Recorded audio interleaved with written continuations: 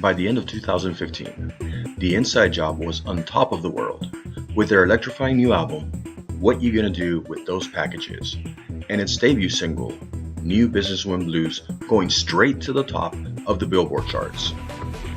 But behind the playfulness and those carefree smiles, the Inside Job was a ticking time bomb. But for that, we need to go back a few years.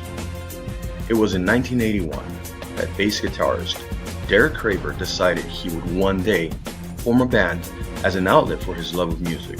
He tried recruiting other musicians but found it almost impossible, as a typical 80s musician just did not fit what Derek had in mind.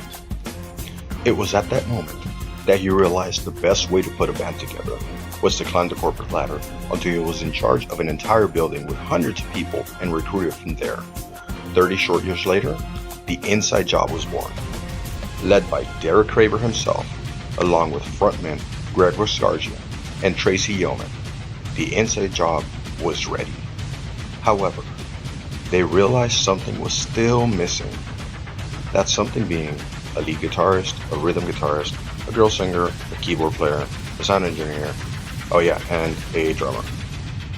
Enter Brian, Cassandra, Jed, Brandon, Larry, Alyssa, Connor, Roland, and Chris. A motley crew of musical talent, the kind would have never been seen before. In a blink of an eye, they had become genuine A-listers, rubbing elbows with the it crowd, as evident by the much publicized friendship between NFL All-Star Cam Newton and Greg Waskarjian. I don't know if he wants me to tell you, but I'm going to tell you anyway. But, something that he does, he stretches the same every single day. It looks kind of unorthodox, but, he's over there in his own little zone. He got his same little bands, and, he's stretching, and, you can tell who it is by his sound effects. That's Greg being Greg. Some even became mentors to other stars. The one Grammy I have is for Crack a Bottle. I couldn't even have that without him. And that's why I have so much value for him, not just in my career, just in my life, because he's a guy that, one of my best friends, because I can trust that he's going to be honest with his constructive criticism when it's time to listen to the music before it goes out. He's the only person that did things that I wanted to do. Yes, the Inside Job was living the dream, as evident by their Battle of the Bands 2016 World Tour.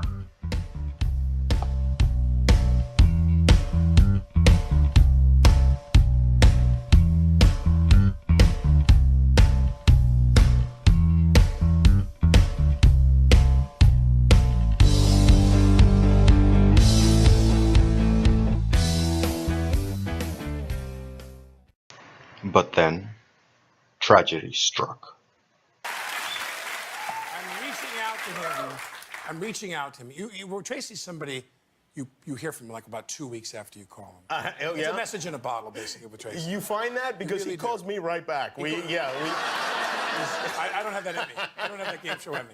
But we're going to have him come and we're going to reach out to him to do the show. Oh, you have to. He would be fantastic. You do a great impersonation of Tracy. You really don't even need him to do the show. You could have him on the show whether he's there or not. I never thought of that. Tracy will be on the show then. Yeah. But Tracy Yeoman did not show up, and stood up longtime friend Alec Baldwin. The first hint of the inner turmoil which the Inside Job was going through. The days of friendly collaboration were soon replaced by egos and jealousy. Practicing together led the way to individualism. Soon, the inevitable breakup came to be. And the Inside Job was no more.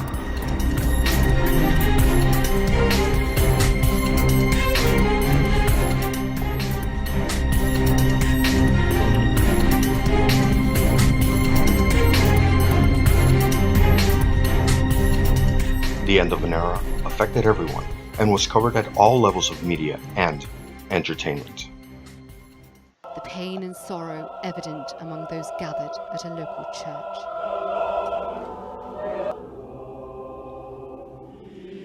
And they were not alone, for right across America, people came together, united in grief. And in a show of solidarity, silent reflection from the politicians in Westminster. A world coming together to remember, to support, and to grieve. I would say it's a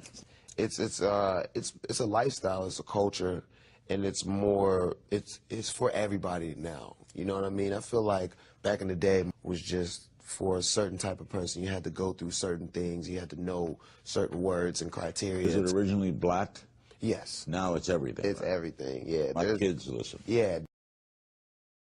Michael, what do you admire most about Derek?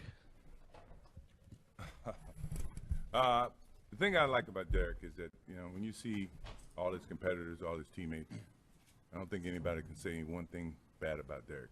You know, he's a complete champion. He's an idol for me, you know, in terms of how he's well respected. You know, he's a very classy guy, very straightforward, very friendly.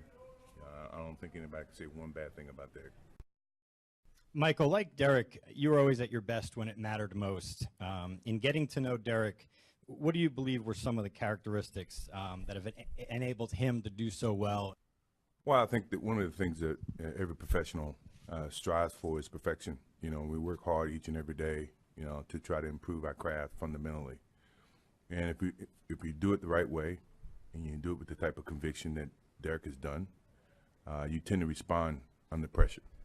You know, pressure situations usually determine who has put forth the effort. And it's very obvious that he's put forth the effort in the right way because he's always responded the right way and under pressure. And you got to give a credit to him and to his parents and obviously his managers, all the people that taught him to do the right thing.